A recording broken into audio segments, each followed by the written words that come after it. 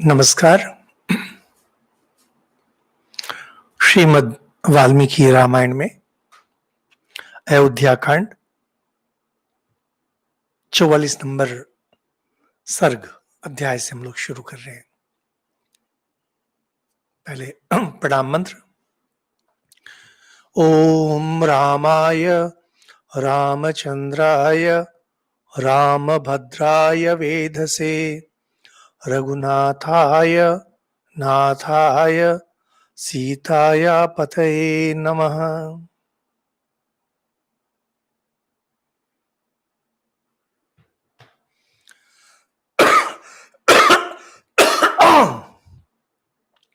हम लोग आलोचना कर रहे थे कैसे श्री रामचंद्र जी सुमंत्र सारथी हैं, उनके रथ पर बैठकर अयोध्या से निकल चले धीरे धीरे वनवास की ओर। कहानी इस समय कभी अयोध्या नगरी में आती है और कभी श्री रामचंद्र जी के साथ चलती है। पट परिवर्तन तुरंत हो रहा है। इसके पहले पहले अभी तक हम लोग जितनी कहानी जहां तक पढ़े हैं शुरू से, कहानी बिल्कुल एक सीधी रेखा में चल रही थी। अब कहानी घूम घूम कर चल रही, कभी इधर से कभी उधर से। तो इसके पहले तक हम लोगों ने देखा कैसे वो श्री रामचंद्र जी जा रहे हैं और लोग बाग रो रहे हैं और सब प्रार्थना करें कि आप धीरे धीरे चलें। वहां से होते होते अब फिर से अयोध्या में कहानी वापस आ जाती है। पिछले दिन हम लोगों ने देखा माता कौशल्या विलाप कर रही है और यहां तक ये बोलती कि कई कई जो उनकी सौत है कहते हैं कि अब तो सांप अपना केंचुल जब छोड़ दे उसके बाद जैसे भयंकर हो जाता है, उसी प्रकार से कई कई इसको जो भी थोड़ा डर था, जो लाज शर्म थी, सब समाप्त। और अब तो बिल्कुल सर्पिणी की तरह जिसने अपना केचुल छोड़ दिया हो उस तरह से स्वच्छंद विचरेगी और चारों तरफ अपना विष ढालती रहेगी। कहते कहते पिछले दिन हम लोगों ने इसकी आलोचना की थी और अंतिम श्लोक में कहती हैं, अयम ही मांग दीपयते अद्य वहनी तनुज शोक प्रभो महाहितः। ग्रीष्म काल में सूर्य जैसे अपनी प्रखर गर्मी से, अपने प्रखर तेज से सब कुछ को जला देता है। जहां भी जो कुछ हरा नजर आता है सब जल जाता है। बड़े बड़े वृक्षों को छोड़ करके आप लोग देखे होंगे कैसे सब कुछ जल जाता है। कहते हैं यह जो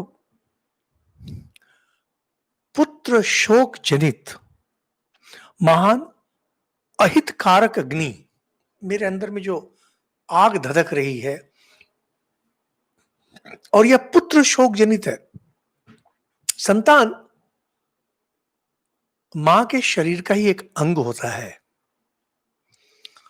और इसीलिए बाप से अधिक मां को कष्ट अधिक होता है। संतान से अगर बिछुड़ना पड़े तो मां बहुत कष्ट पाती है, उनके शरीर का अंग होता है ना। इस तरह से विलाप कर रही है, विलाप कर रही है। यहां तक हम लोगों ने पिछले दिन देखा था। 44 नंबर अध्याय शुरू होता है।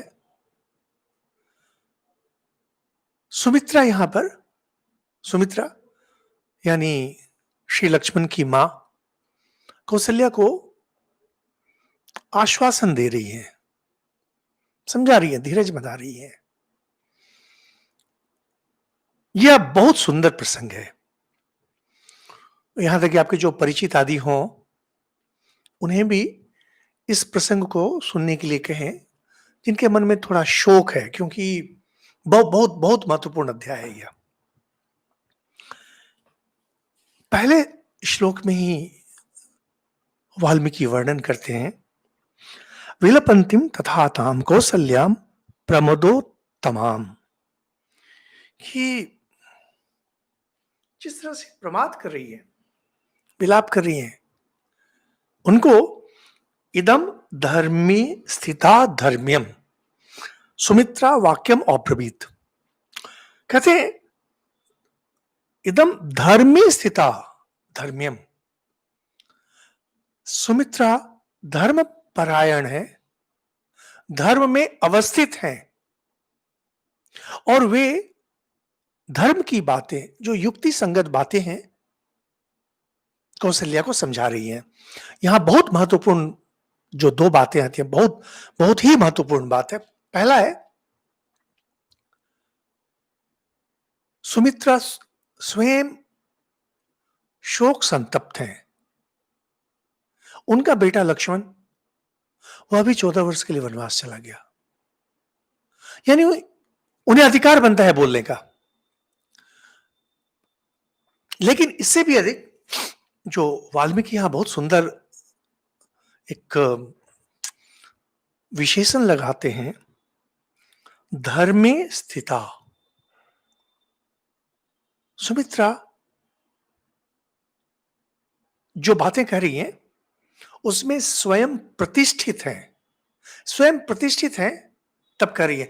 हम लोग के साथ क्या होता है, देखिए आजकल, पहले भी होता होगा, ऐसे ही होता था, लोग प्राय आके कहते हैं, आजकल के बच्चे कैसे हो गए हैं, किसी का सुनते ही नहीं है, अपने मन की करते हैं, चरित्र नाम की कोई चीज नहीं रह गई है, बहुत सारी बातें कहते हैं। और वहां से अभी वैल्यू एडुकेशन इस सब के बारे में बहुत सारी बातें होती रहती हैं। यहां पर प्राय लोग भूल जाते हैं एक बहुत महत्वपूर्ण बात,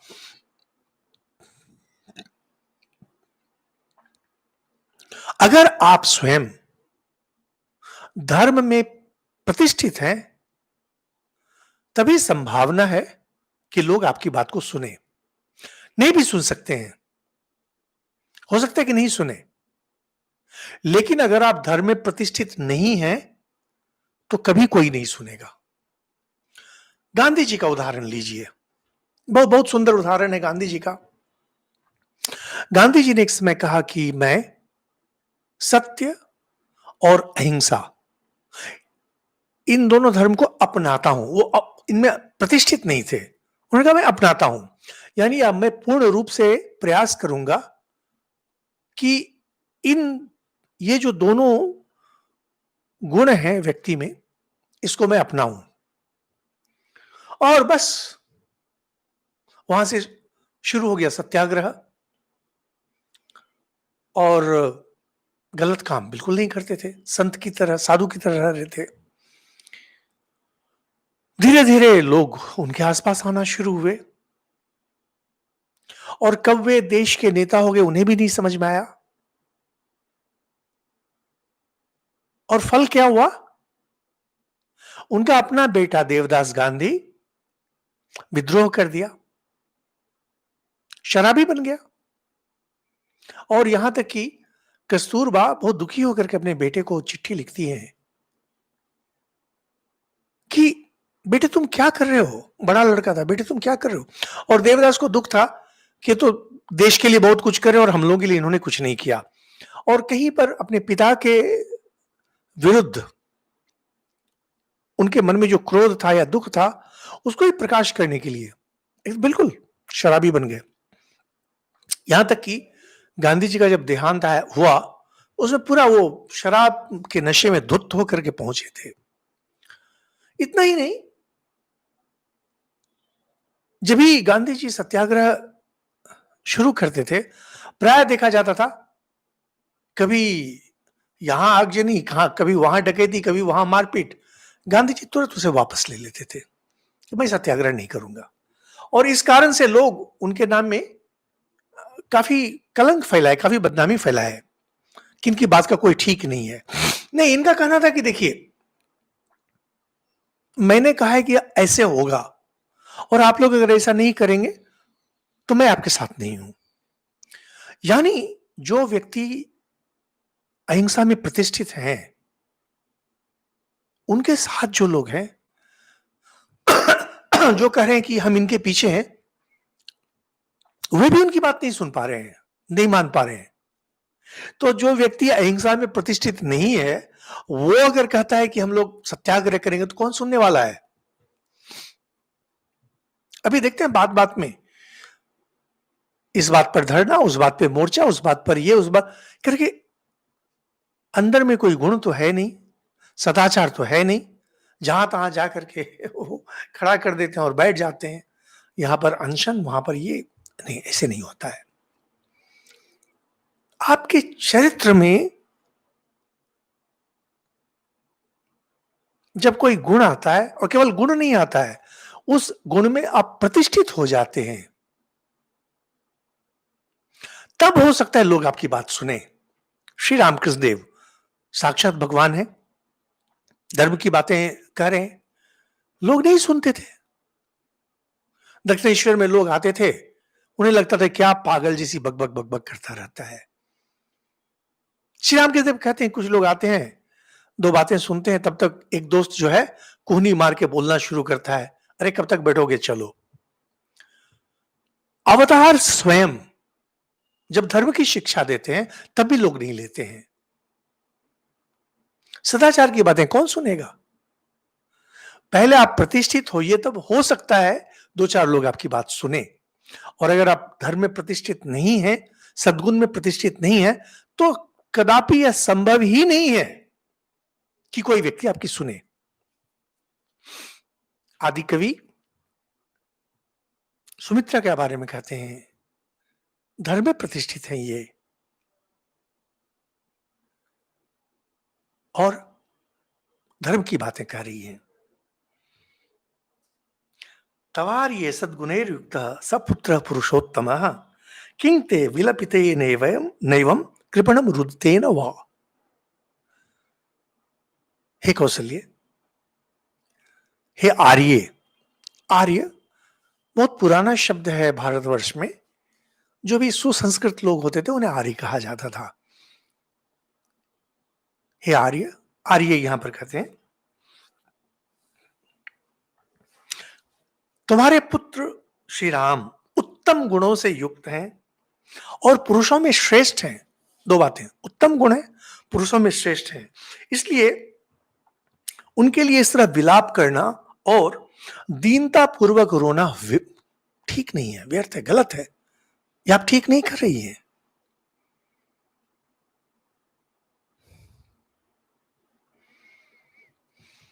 यहां एक कहते हैं किंते विलपिते नैवम कृपणम रुदितेन वा। आप लोग जो गीता थोड़ा बहुत सुने हैं, हम लोगों ने हिंदी में भी शुरू के 2 अध्याय, प्रथम और द्वितीय अध्याय को देके रखा है, यूट्यूब में आपको मिल जाएगा, समय मिलता है तो अवश्य सुने। जब अर्जुन प्रथम अध्याय में विलाप कर रहे हैं, मैं युद्ध नहीं करूंगा, तो श्री कृष्ण आश्चर्यचकित हो जाते हैं, ये क्या कर रहे हो, और ये कृपण भाव क्यों है तुम्हें? ये कृपण भाव कहां से आ गया तुम्हें? अर्जुन का विलाप चल रहा है, चल रहा है। तब श्री कृष्ण द्वितीय अध्याय में 11 नंबर श्लोक से शुरू करते हैं, अशोच्यानन्व शोचस्त्वम, जो शोक करने लायक नहीं है उनके लिए तुम शोक कर रहे हो। यहां पर 2 शब्द अभी चलेंगे और इसी चीज को लेकर चलेगा। सुमित्रा समझाती है कौशल्या को कि शोक और मोह क्यों करना है। मोह होता है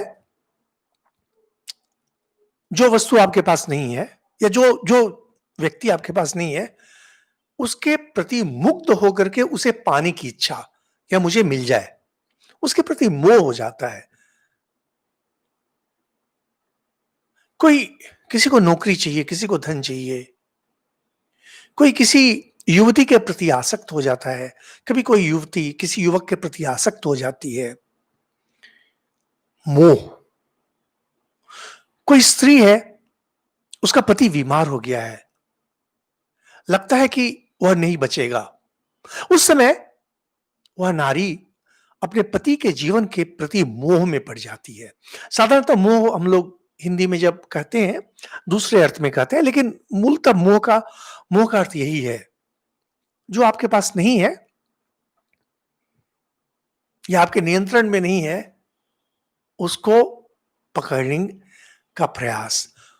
और जब वो हाथ से निकल जाती है वह वस्तु या वह व्यक्ति जब निकल जाता है, उसके बाद मन में एक दीन भाव आता है, एक करुण अवस्था आती है। इसे शोक कहते हैं।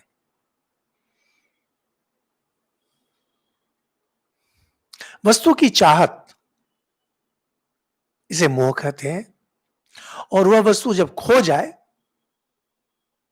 उसके दुख को शोक कहते हैं। शोक और मोह यही संसार है। संसार में और कुछ नहीं है। संसार को लेकर, जीवन को लेकर के बहुत सारी परिभाषाएं आपने सुनी होंगी, कविताएं पढ़ी होंगी, शेर सुने होंगे। जीवन क्या है, संसार क्या है? शोक और मोह का महासमुद्र है और कुछ नहीं है संसार में। हम लोग शोक से बचना चाहते हैं, इसीलिए बहुत कुछ करते हैं। और अपने मोह की पूर्ति के लिए बहुत कुछ प्रयास करते हैं। तो मुझे शोक नहीं हो, जिस चीज को मैं पसंद करता हूं, पसंद करती हूं, वह मेरे हाथ से छूट नहीं जाए, मुझे शोक नहीं हो, इसका प्रयास। और जिस चीज को मैं चाहता हूं, यानी मुझे मोह है, उसको पाने के लिए मुझे जो भी करना पड़े। और इस शोक और मोह, ये जो हमारे अंदर ये जो दो प्रवृत्ति काम कर रही होती है, इस कारण से हम कुछ चीजों के प्रति दौड़ते हैं, कुछ चीजों से भागते हैं। जैसे बीमारी, हम लोग भागना चाहते हैं। धन, उसके प्रति हम लोग दौड़ना चाहते हैं। मान सम्मान, उसके प्रति हम लोग दौड़ना चाहते हैं। बस संसार शुरू हो गया। जब भी दौड़ते हैं, दौड़ने के समय कुछ घड़े इधर फूटते हैं, कुछ घड़े उधर फूटते हैं। 2 अच्छा काम करते हैं, 5 बुरा काम हो जाता है, नहीं भी करें तो उसका फल हमें भुगतना पड़ता है। और उस फल के कारण और भी नए कर्म की सृष्टि होती है। और उस नए कर्म की जब सृष्टि होती है, तो उसमें फिर शोक और मोह आता है। उस शोक और मोह के कारण हम फिर और दौड़ते रहते हैं। दौड़ दौड़ दौड़, पागल कुत्ते की तरह हम लोग दौड़ रहे होते हैं और पागल कुत्ते की तरह हम लोग मरते हैं। अंत समय में यमदूत हमारी टंगड़ी में रस्सी बांधकर खींच कर लेके चले जाते। कभी कभी आपने देखा होगा, कुत्ता उत्ता रास्ते में मर जाता है ना, उसकी पांव में रस्सी बांध करके लोग खींच करके दूर फेंक, छूते भी नहीं है उसे। यमदूत ऐसे आकर के पांव में रस्सी बांधकर खींच के लेके चला जाता है। और अगले जन्म में फिर वही कहानी चलती है। शोक मोह, यही संसार है। जीवन का उद्देश्य है शोक मोह के पार जाना। कहीं जाते हुए सामने अगर नदी आ जाए, अब तो काफी पुल बनने शुरू हो गए हैं चारों तरफ। पहले तो इतने पुल नहीं होते थे। चल करके, तैर करके, नाव की सहायता से नदी को पार करते थे। जीवन, जीवन मृत्यु नदी के समान नहीं है। वैतरणी हम लोग नदी कहते हैं, लेकिन यह महासमुद्र है। महासमुद्र, इसके पार अगर जाना हो तो लकड़ी के लट्ठे की सहायता से आप पार नहीं जा सकते हैं। नाव से भी आप पार नहीं जा सकते हैं। बड़े बड़े जहाज चाहिए, तभी आप समुद्र के पार जा सकते हैं। यह बड़ा जहाज आध्यात्मिक साधना है। बिना आध्यात्मिक साधना के व्यक्ति कभी भी शोक मोह के पार नहीं जा सकता है। इसी समुद्र में गोते खाता रहता है, डूबता है, उतराता है, रोता है।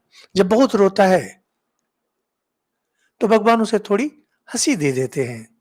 हंस ले बेटा, क्योंकि और मार आनी बाकी है तुम्हारे लिए। क्या हुआ? जीवन दर्शन। तो हम लोग जीवन को कैसे चलाएं? पर्याय प्रश्न आता है, जीवन को कैसे चलाएं? पहले कम से कम सीखिए कौन सी चीज है जिसके लिए मुझे शोक नहीं करना चाहिए, मोह नहीं करना चाहिए। भगवान जब गीता में कहते हैं अशोच्यान अन्वशोचस्तुम प्रज्ञावादांश भाषसे, तो अर्जुन का कहना है कि मेरे प्रियजन जो हैं, भीष्म हैं, द्रोण हैं, कृपाचार्य हैं, सब सामने खड़े हैं, इनको मार देंगे, ये लोग मरेंगे, हमारे अपने भी मरेंगे, क्या ये शोक करने लायक नहीं है? कहते नहीं, शोक करने लायक नहीं है। मृत्यु शोक करने लायक नहीं है? बिल्कुल नहीं है। शोक करने लायक क्या है? कहते कि व्यक्ति अगर अधर्मचारी हो जाए, धर्म से अगर स्खलित हो जाए, पाप कर्म में लिप्त हो, तब शोक करने लायक होता है। व्यक्ति अगर धर्म में प्रतिष्ठित है, जैसे हम लोग, अपना कोई है प्रिय व्यक्ति, आईएएस ऑफिसर बन गया, आईपीएस ऑफिसर बन गया, बहुत पैसा कमा लिया, बहुत तरक्की हुई, समाचार पत्र में बहुत सुख्याति हो रही है, हम लोग खुश होते हैं उसके लिए, हम लोग दुखी नहीं होते हैं। उसी प्रकार कोई व्यक्ति धर्म में अगर प्रतिष्ठित हो गया है, तो उसके लिए आप प्रसन्न होइए। मेरे अपने जितने परिचित हैं ना, उनसे कभी बात होती है, सबसे पहले मैं डांट कर यही कहता हूं कि धर्म पर मन लगाएं, धर्म पर, बाकी सब चीजें बकवास है। बेटा बेटी, पोता पोती, नाती नातिन, सब बेकार है। धन संपद मान यश सब बेकार है। मरने के बाद आपका जो धर्म, आपने जो धर्म किया है, आपने जो पुण्य अर्जन किया है, यही आपके साथ जाएगा।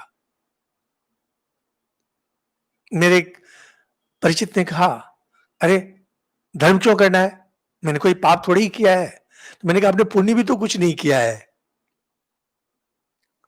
संत हम लोग यही कहते हैं, मंदिर हम क्यों जाए, धर्म ग्रंथ क्यों पढ़े, भगवान का नाम क्यों, हमने कोई पाप किया है, हमने कोई चोरी की है? बिल्कुल नहीं, नहीं की है। क्योंकि आप में चोरी करने का दम ही नहीं है, गलत काम करने का आप में दम ही नहीं है, मारपीट करने का आप में दम ही नहीं है। करके थोड़ा दिखाइए तो, चोरी करके दिखाइए तो देखें कितना दम है आप में।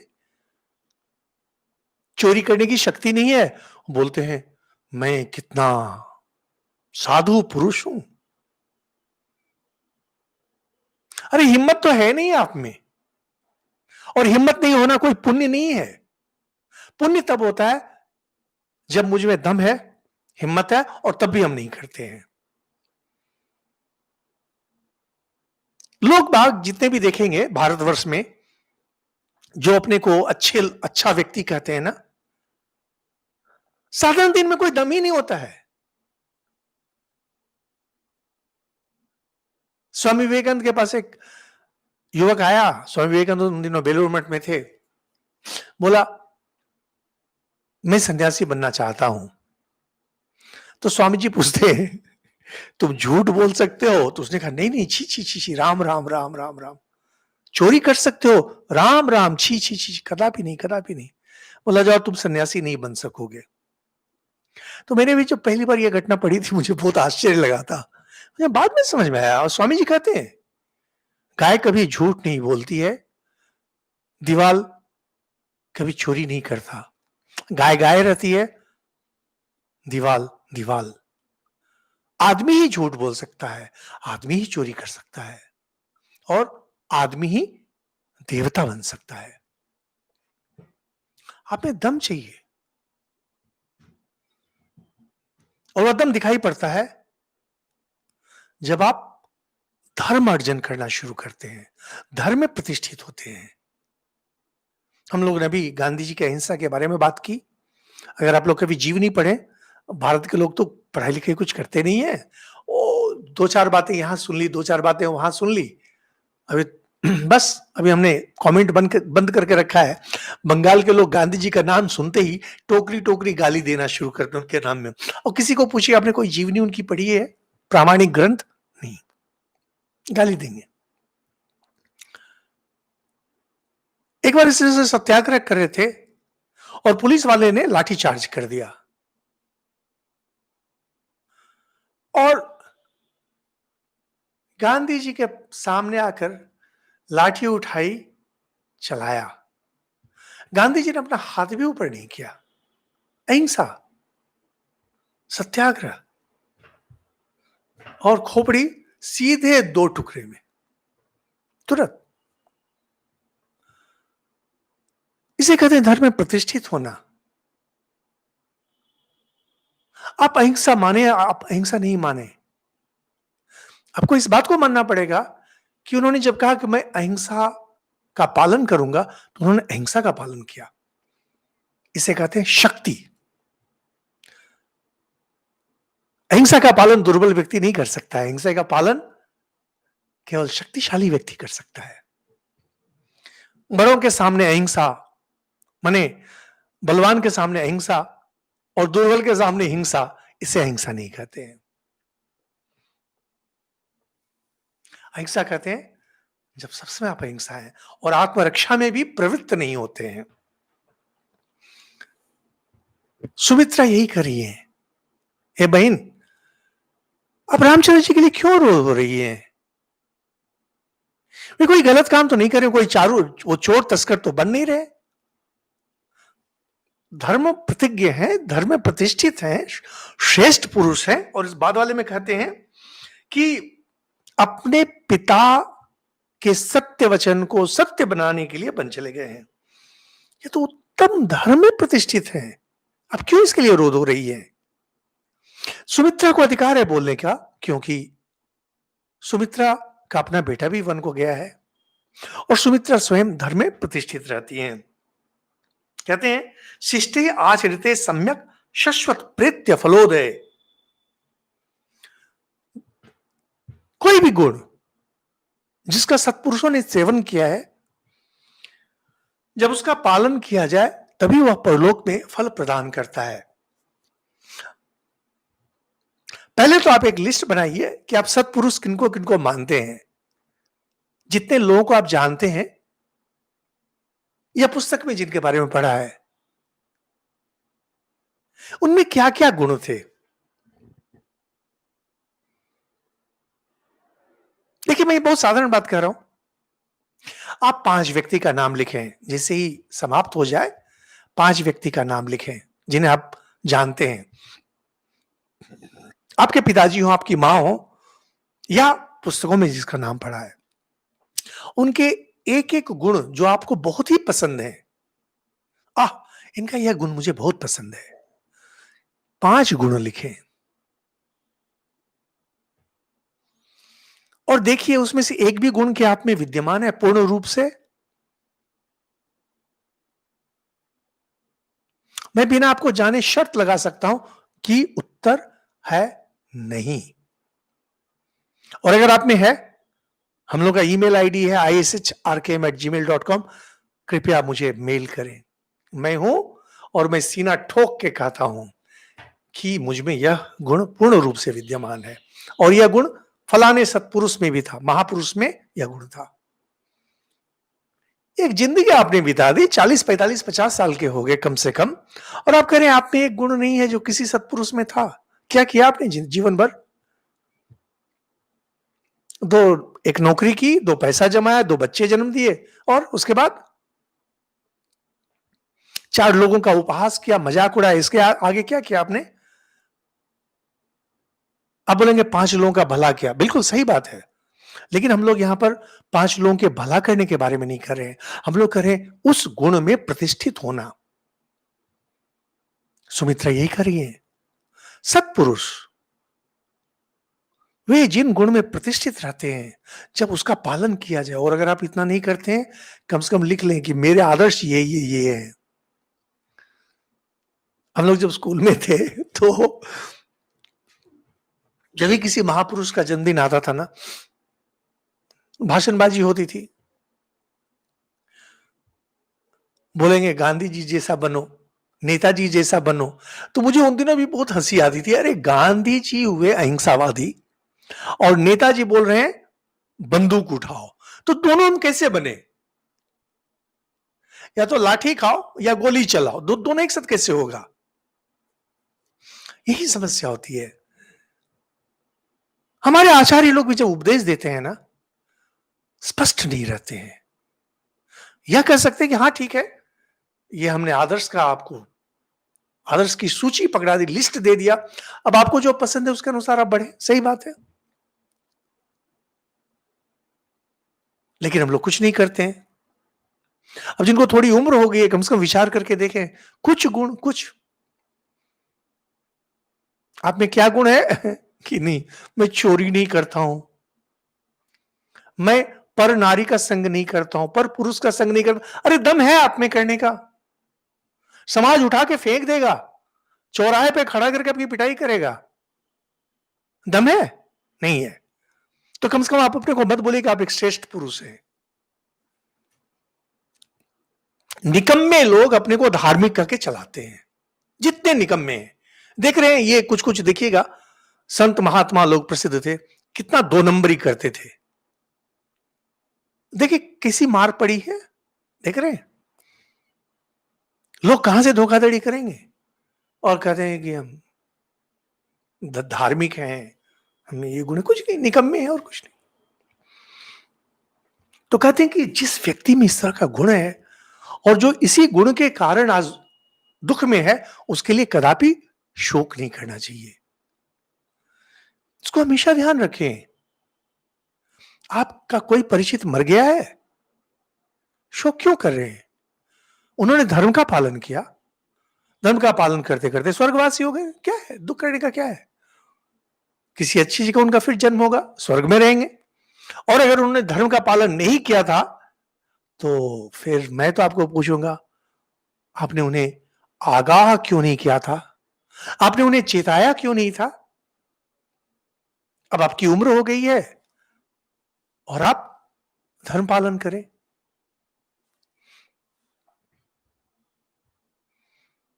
धर्म पालन तो बहुत दूर की बात है। आप अपने परिचितों को बोलिए थोड़ा रामायण सुनने के लिए, कहेंगे अभी मेरी उम्र हुई है रामायण सुनने की।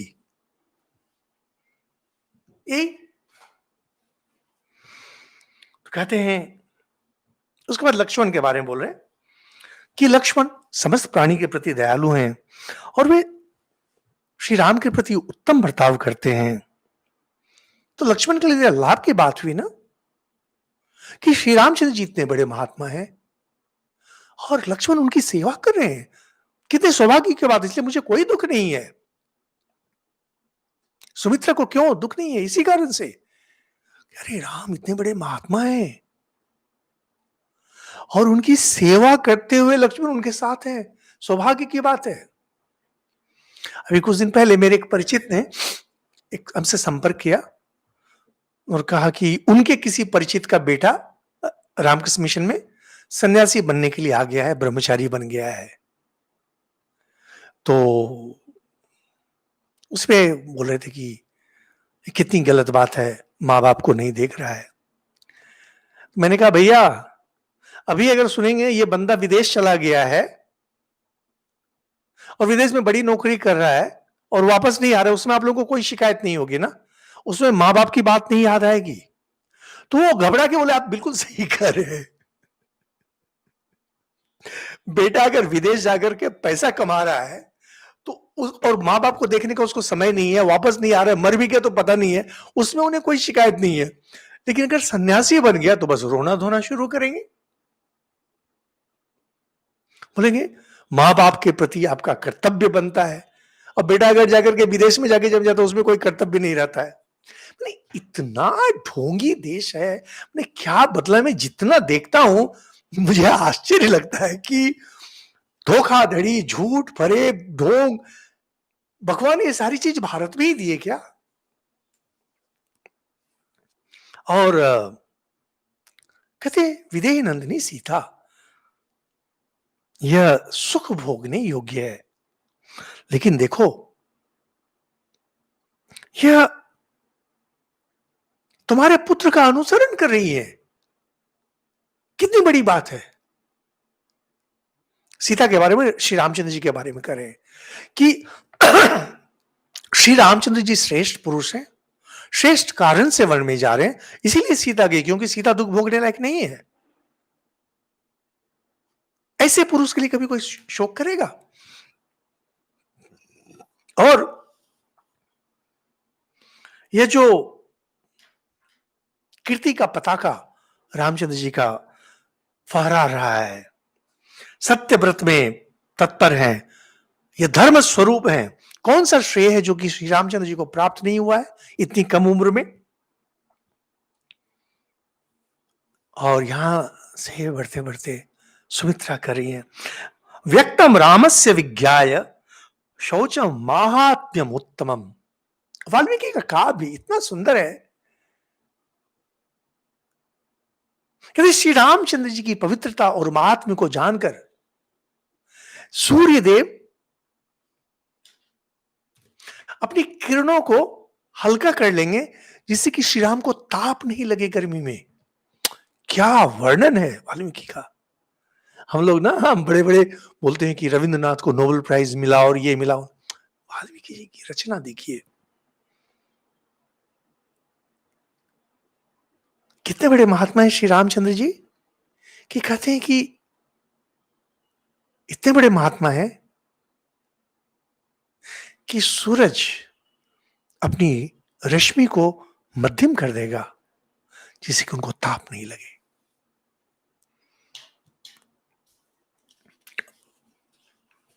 इस तरह से बहुत सारे वर्णन है।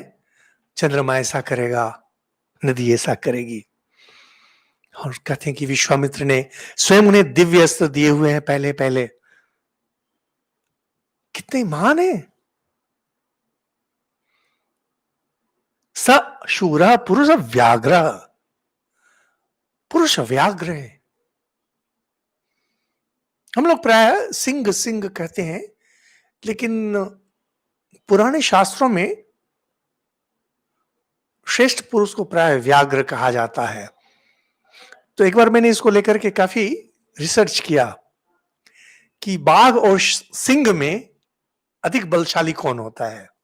साधारणतः आपके दिमाग में आएगा सिंह, लेकिन मैंने काफी उस पर रिसर्च किया था एक समय, ये विचित्र काम सब करता रहता हूं, तो उसमें देखा, काफी सारे आर्टिकल्स देखे मैंने, और उन लोगों ने बहुत सारी तुलना की थी सिंह और बाघ की। करते करते उनका कहना था कि 19 और 20 है, लेकिन बाघ ही इसमें 20 है, सिंह नहीं है। बाघ जो है उसी को अधिक शक्तिशाली माना गया सिंह की तुलना में भी। 19-20 का है, लेकिन 20 बाघ है।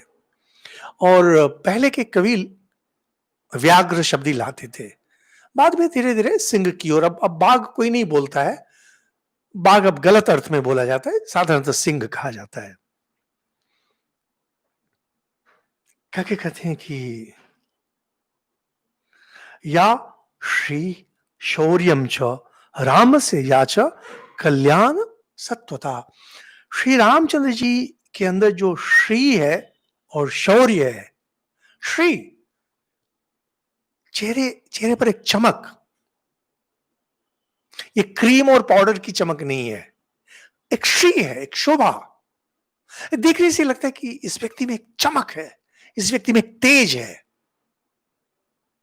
कहते इनका जो यह तेज है, इससे यह स्पष्ट है कि यह लौट के आएंगे। यहां लौट के आने का अर्थ यह है कि इनको दबा के नहीं रखा जा सकता है।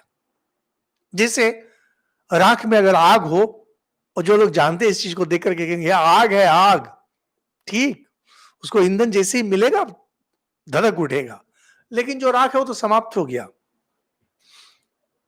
सुमित्रा का कहना है श्री रामचंद्र जी राख नहीं है, या अंगार है, अंगार।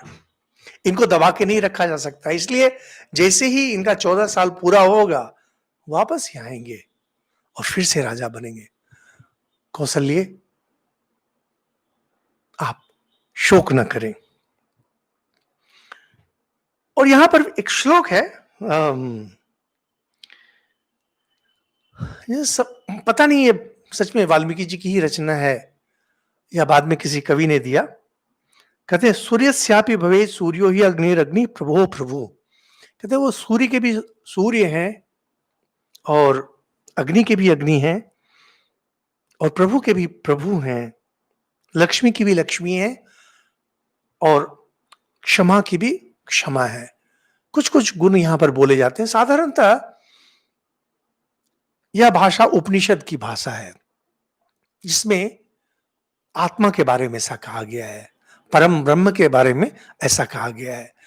तो 2 संभावना है कि वाल्मीकि श्री रामचंद्र जानते हैं कि श्री रामचंद्र जी भगवान हैं, उसी रूप में कह रहे हैं और शुरू-शुरू में वो कहते भी हैं कि विष्णु के अवतार हैं।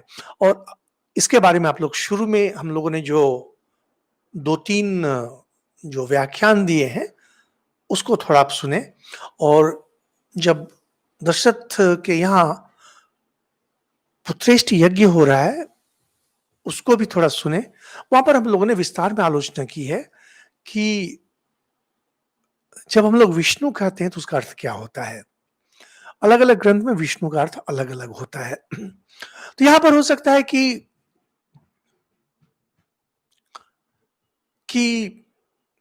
परम विष्णु, महाविष्णु कहते हैं या परम ब्रह्म, आत्मा, उसके रूप में ही श्री रामचंद्र जी का वर्णन किया गया है। या फिर इसका अर्थ यह हो सकता है कि श्री रामचंद्र जी उस श्रेष्ठता में प्रतिष्ठित हैं, जहां सूर्य के भी वो सूर्य है, अग्नि के भी अग्नि है। यानी उसका जो इन चीजों का जो मूल है, जैसे क्षमा एक उत्तम गुण है, क्षमा का जो सार है, जिसे हम लोग कहेंगे क्षमा का भी क्षमा। अग्नि में जो दाहिका शक्ति होती है, जिस कारण से अग्नि जला सकती है, श्री रामचंद्र जी वही हैं। तो कहते हैं कि इस तरह का व्यक्ति नगर में रहे या वन में रहे, उन्हें क्या अंतर पड़ता है? सोना, सोना जहां भी रहेगा सोना ही रहेगा। गरीब के हाथ में भी सोना, अमीर के हाथ में भी सोना, जंगल में भी सोना, जहां भी रहेगा सोना ही रहेगा। कहना यही है कि श्री रामचंद्र जी इतने श्रेष्ठ हैं, क्या अंतर पड़ता है वे कहाँ हैं? और ये सब कहने के बाद कहते हैं दुःखजं विसृजति अश्रु निष्क्रामांतम उदीक्ष्य यम। श्री रामचंद्र जी जब अयोध्या से निकल रहे थे, देखो अयोध्या के लोग किस तरह से आंसू बहा रहे थे उनके लिए।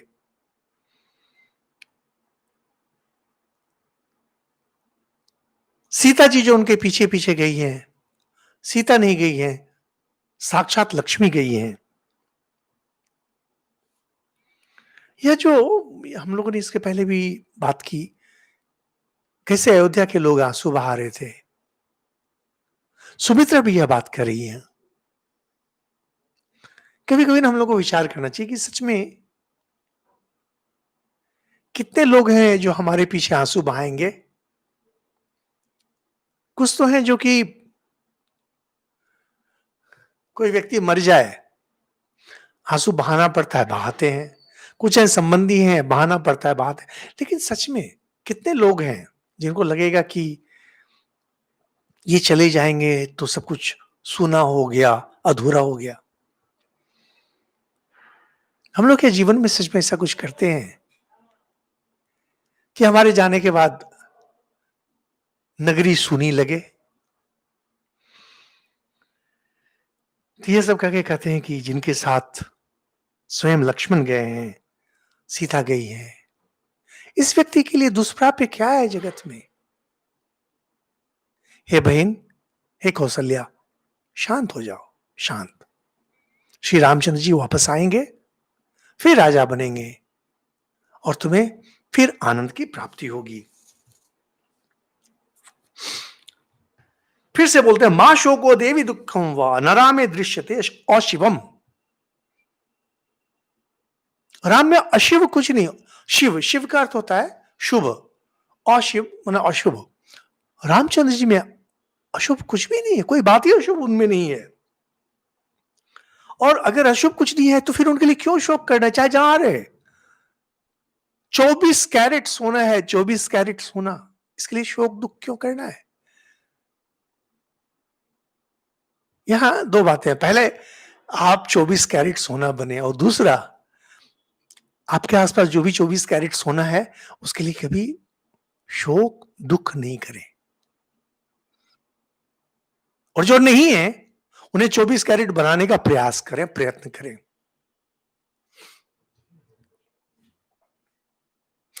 मेरे जो भी परिचित हैं,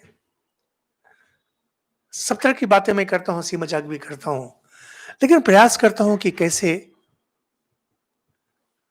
इनका थोड़ा उत्थान हो, इनका थोड़ा उत्थान हो।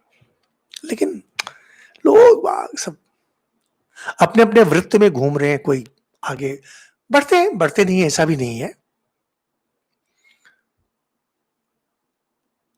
शुद्ध पवित्र बने, दूसरे को शुद्ध पवित्र बनाए,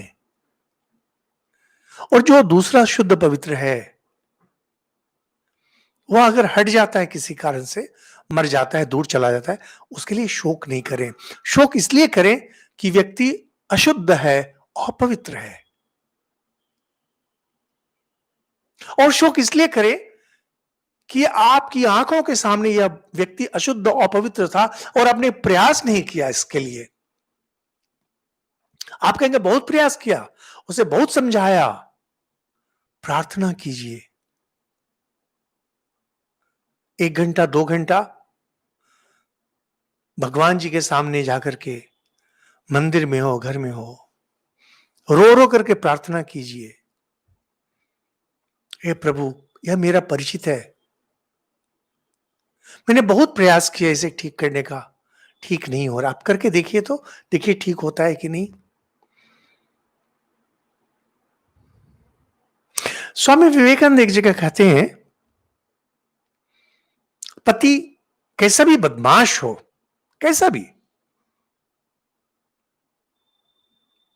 कहते हैं ब्रूट शब्द का व्यवहार करते हैं स्वामी जी।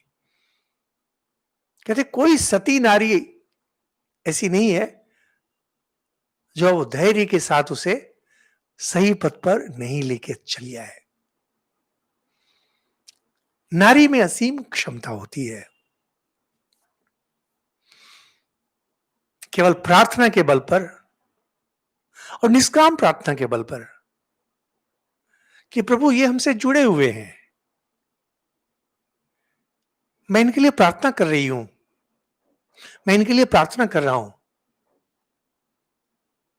लेकिन हम लोग की आदत क्या है, चलते चलते कहीं कोई मंदिर मिल गया, एक सलामी ठोक दी प्रभु जी की, और बस उनको एक लिस्ट पकड़ा दिया। नहीं, जैसे आपके घर का कोई व्यक्ति अगर बाजार जा रहा हो तो जल्दी जल्दी में आप बोल देते हैं कि और सुनो ये भी लेते आना। उसी तरह से भगवान जी को बोल देते हैं, भगवान जी थोड़ा इसको देखना। ऐसे नहीं होता है। आप बैठिए भगवान जी के सामने मंदिर में, या आपके घर में जो पूजा स्थल है वहां बैठिए, हाथ जोड़िए, कहिए हे प्रभु इनका मंगल हो। 1 घंटा करके कीजिए, 1 महीना तक कीजिए प्रार्थना, देखिए फल मिलता है कि नहीं मिलता है आपको। समस्या हम लोग कुछ करेंगे नहीं, सारा दोष सामने वाले के सर पर डाल देते हैं। और भगवान वो इतने बड़े डस्टबिन है, इतने बड़े डस्टबिन है, कूड़ादान, कि जितनी गड़बड़ी है, जितना जो कुछ है उनके सर पर डाल के निकल जाइए। हे भगवान आपने यह नहीं देखा, हे भगवान आपने होने, भगवान को क्या पड़ी है आपको देखने की। हम लोग सुमित्रा के बारे में बात कर रहे हैं, बार बार यही बात करी है कि रामचंद्र जी में जो गुण है, शोक नहीं करना चाहिए इसके लिए आपको। और इतना ही नहीं, त्वया शेषो जनश्चायम समाश्वास्यो यतोनगे, हे पाप रहित देवी अनघे, आप में कोई पाप नहीं है कौशल्या। आपका यह दायित्व है कि आप जाकर के बाकी लोगों को धैर्य बंधाएं।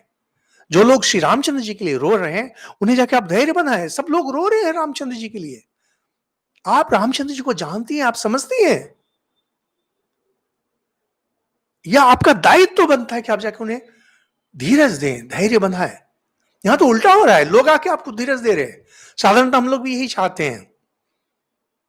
अब देखेंगे कभी कभार किसी के घर में मृत्यु हो जाती है ना, रोना धोना जब हो गया, अब बैठे हुए हैं, वो दरवाजे से देख रहे हैं कोई आ रहा है कि नहीं। जैसे ही कोई आया बाहर का, फिर से रोना शुरू कर दिया। कि वो धीरज देंगे तो अच्छा लगता है हम लोग को सुनने में। कोई आके बोले, आहा कितने दुख की बात है, ये हो गया, हम लोग को सुनने में अच्छा लगता है। क्योंकि हम लोग दुर्बल हैं, कायर हैं, निकम्मे हैं। अगर आपके घर से कोई श्रेष्ठ व्यक्ति चला गया, आपके घर में किसी श्रेष्ठ व्यक्ति की मृत्यु हो गई, लोग आएंगे रोते हुए, उन्हें दुख होगा वे चले गए। क्योंकि आप उन्हें अधिक समीप से जानते थे, यह आपका दायित्व है, आप उन्हें ढाढ़स बंधाएं, आप उन्हें समझाएं। वे महात्मा थे, महापुरुष थे, और उन्होंने बहुत अच्छा जीवन जिया, और हम और आप उससे लाभान्वित हुए, और आगे भी हम लाभान्वित होते रहे।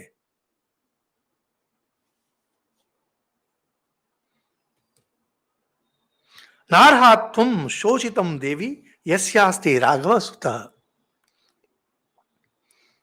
हे देवी, तुम्हें तो गर्व होना चाहिए कि श्री रामचंद्र जी जैसा तुम्हें पुत्र मिला। शोक कदापि नहीं, कदापि नहीं। कोई झूठी बातें नहीं कर रही है सुमित्रा, वास्तव समक्ष रख दे रही है। तो कहते हैं कि इस तरह से कहते हैं कि सुमित्रा बातचीत करने में कुशल थी, दोष रहित थी, और देखने में बहुत सुंदर थी। कौशल्या को इस तरह से बोलती रही। यह सब सुनकर के कौशल्या का जो शोक है धीरे धीरे शांत हो गया। और कहते हैं कि शरद ऋतु का मेघ, दुर्गा पूजा के बाद जो मेघ आता है, बादल आप देखे होंगे, सफेद बादल उड़ के जा रहे हैं, बारिश नहीं होती है, छिन्न भिन्न, कहते हैं उसी तरह से कौशल्या के मन का शोक उसी तरह से छिन्न भिन्न हो गया। अब इधर ब्राह्मण लोग हैं, जो कि कहानी फिर चली जाती है श्री रामचंद्र जी के पास। तो कहते कि कुछ ब्राह्मण लोग रामचंद्र जी के पीछे पीछे चलना शुरू किए। अब उन्होंने, श्री रामचंद्र जी ने जब देखा, लोगों को समझाया कि देखिए आपका जो प्रेम मेरे लिए है, यही प्रेम आपका भरत के लिए भी होना चाहिए। क्योंकि भरत का बहुत सारा गुण कहते हैं कि उनका चरित्र बहुत सुंदर है, उनमें भी प्यार है, और वही राजा बनने वाले हैं। इसलिए जो प्रेम, जो भाव आपका मेरे प्रति है, वही उनके प्रति भी रहना चाहिए। साधारणतः हम लोग कहते हैं हमको निकाला है ना, अगला जो आएगा उसे भी उठा के उल्टा के फेंक देना। कुटिल व्यक्ति हम लोग हैं, बदमाश हैं हम लोग।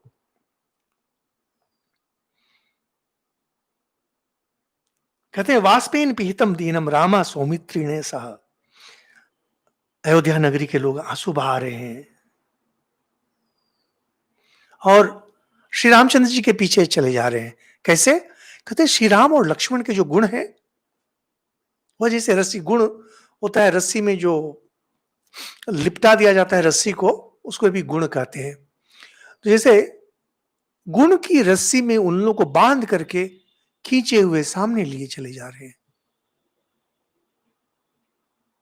बहुत सारे ब्राह्मण थे। ते द्विजास्त्रिविधम वृद्धा ज्ञानेन वय ओजसा। 3 तरह के ब्राह्मण उनके पीछे पीछे चल रहे थे। ये लोग वृद्ध थे, कुछ उम्र से वृद्ध, कुछ ज्ञान से वृद्ध, और कुछ तपस्या से वृद्ध। ब्राह्मण की जब ये बात आती है, साधारणतः हम लोग कहते हैं तुमसे मैं बड़ा हूं। बड़ा कैसे होते हैं? कहते 3 प्रकार के बड़े होते हैं। पहला, उम्र में बड़ा, जिसका बहुत अधिक महत्व नहीं होता है। दूसरा होता है ज्ञान वृद्ध, बहुत महत्वपूर्ण होता है। और तीसरा तपोवृद्ध, जो तपस्या में बढ़े चढ़े हैं। तो तपोवृद्ध ये महत्वपूर्ण है। तो ये लोग कह रहे हैं, श्री रामचंद्र जी को बोल भी नहीं रहे ये लोग। रथ में लगे हुए घोड़े को कह रहे हैं, हे घोड़े, तुम में शक्ति है, तुम में वेग है, तुम तो दौड़े चले जा रहे हो, हमें तो इतनी शक्ति नहीं, हम तो वृद्ध हो गए हैं, तुम्हारे साथ हम लोग नहीं चल पा रहे हैं, धीरे चलो, रुको। और अगर तुम सच में श्री राम के हितैषी हो तो तुम आगे मत बढ़ो, तुम वन को मत जाओ, श्री रामचंद्र जी को वन मत ले जाओ। घोड़े को कह रहे हैं, कान तो सभी प्राणी के होते हैं, लेकिन घोड़े तुम्हारे कान तो बहुत बड़े बड़े हैं, और हमारी जो याचना है इसका ज्ञान तो तुम्हें हो गया होगा, रुको, रुको, श्री रामचंद्र जी को वन मत ले जाओ। इस तरह से आर्तनाद कर रहे देख करके श्री रामचंद्र जी रथ से उतर आए।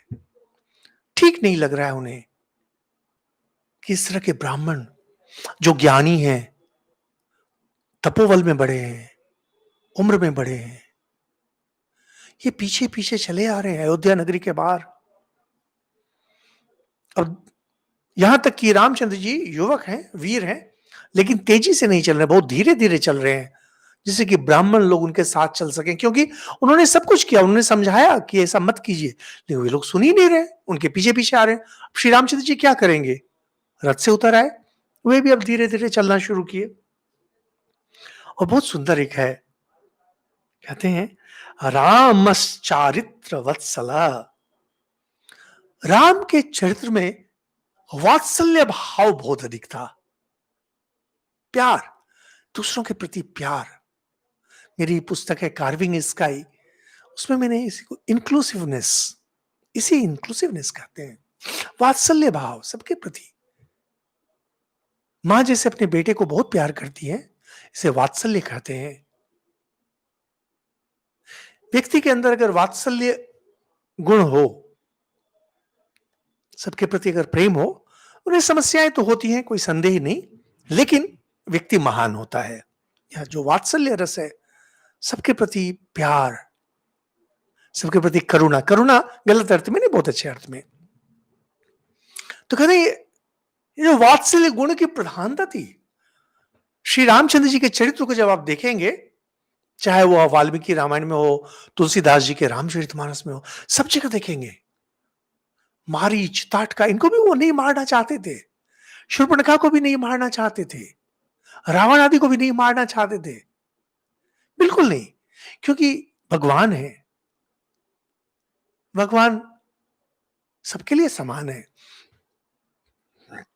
शिष्ट के लिए भी, दुष्ट के लिए भी, उनका वात्सल्य भाव सबके लिए है,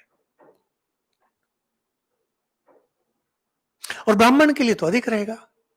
वे तपस्या करते हैं, ज्ञान में बढ़े चढ़े हैं।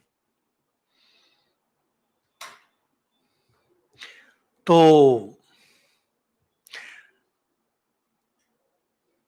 वे लोग साथ चल रहे हैं, रामचंद्र जी को जाते देख ब्राह्मण लोग घबरा रहे हैं, कहते हैं हे रामचंद्र जी, अब तो ब्राह्मणों के हितैषी हैं, इसीलिए ब्राह्मण लोग आपके पीछे पीछे चल रहे हैं।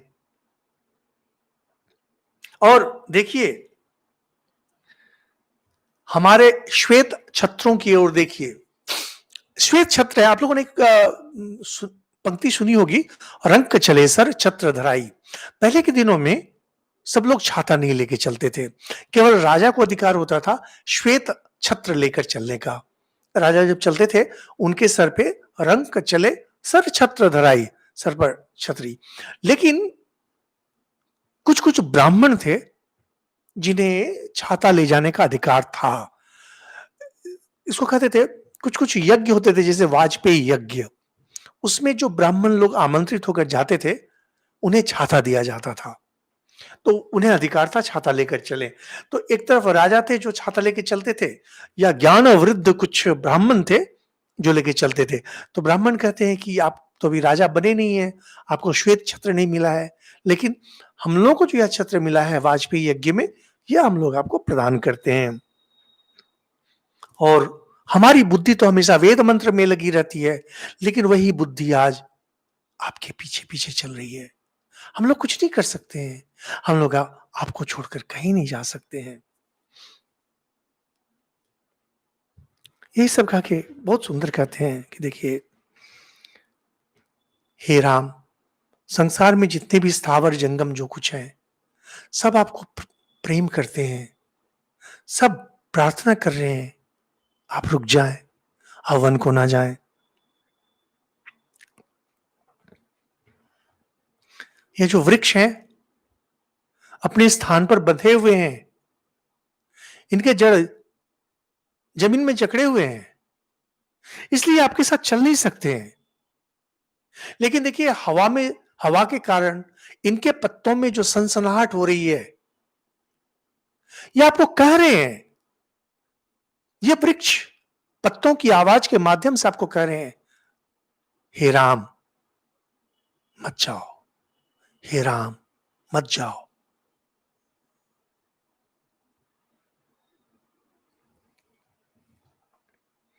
हम लोग जिनको प्यार करते हैं ना, इनके बारे में हम लोग ऐसे ही कहते हैं। तो मुझे एक बहुत प्यारी सी घटना याद आती है। मैं बहुत छोटा बच्चा था, 3-4 साल का रहा हूँगा। लेकिन एक छोटी-सी बात, मुझे एक घटना याद है। मैं एक बार ननिहाल गया हुआ था और ननिहाल से वापस आ रहा था। मुझे अभी भी वो घटना पता नहीं क्यों कैसे याद रह गई है। तो पहले के दिनों में लोग बैलगाड़ी से चलते थे, तो ननिहाल में बैलगाड़ी थी। उसमें से जा रहे थे और वो पहिया आवाज करता, कैच कॉच। तो मेरे बड़े मामा थे, उनको मैंने पूछा कि यह क्या आवाज है? तो बहुत प्यार से कहते हैं, मेरा नाम लेके, कि ये कह रहे हैं कि आप मत जाइए, आप मत जाइए। तो मुझे बात बहुत मजेदार लगी थी उन दिनों में। मुझे घटना याद है, 3-4 साल का रहा हूँगा शायद। ये देखिए, आप जिसको प्यार करते हैं ना, नहीं चाहते को जाए, और हर तरह की बात ला करके कहते हैं मत जाइए, मत जाइए। साथ में कहते हैं कि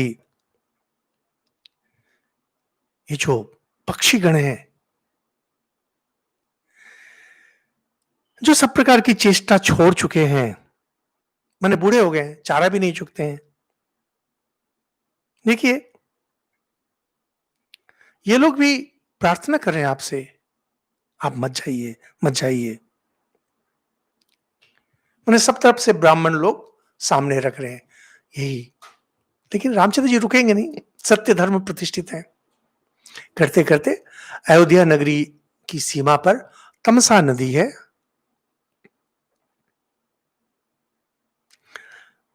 तमसा नदी के किनारे पहुंच गए और यह नदी भी मानो श्री रामचंद्र जी के पथ को रोक रही थी। हे राम, आप मत जाएं। तो ये तमसा नदी पर रात रात में श्री रामचंद्र जी रुकते हैं पहली रात।